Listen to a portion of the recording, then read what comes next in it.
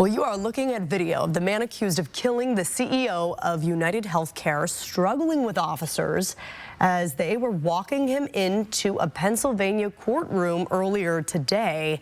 Luigi Mangione is now fighting his extradition back to New York City to face murder charges. On top of that, he's facing separate gun charges in Pennsylvania. ABC's Rena Roy has the latest on this case.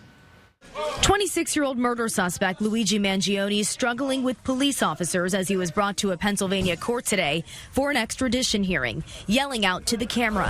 And clearly out of touch and it's an insult to the intelligence of the American people. Seen in his booking photo, Mangione today challenging extradition to New York, where he faces murder charges in the shooting death of United Healthcare CEO Brian Thompson. His lawyer at one point telling him not to say a word when he tried to interject during the hearing. The judge ordering Mangione held without bail. Our primary focus is to cooperate with the New York City Police Department and Manhattan District Attorney's Office so this defendant can be prosecuted for his New York homicide charge. According to the New York arrest warrant, Mangione had written admissions about the crime with him when he was arrested at a McDonald's in Altoona, Pennsylvania Monday. We're learning Mangione considered the killing to be a symbolic takedown of United Healthcare over perceived corruption and, quote, power games, according to a confidential assessment of the crime described to ABC News by the NYPD Intelligence Bureau. The assessment is based in part on the suspect's writings.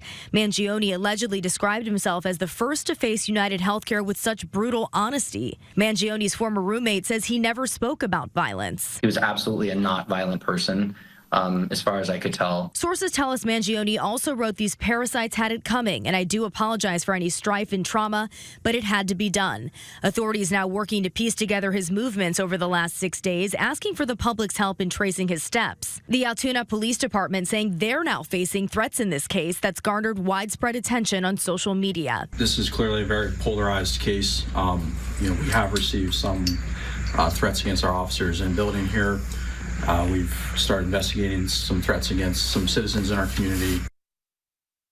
There's also concerns about threats against healthcare executives and their families. A Colorado law enforcement bulletin obtained by ABC News warns this killing could be used as messaging and propaganda aimed at others who are unhappy with the insurance industry. Rena Roy, ABC News, New York.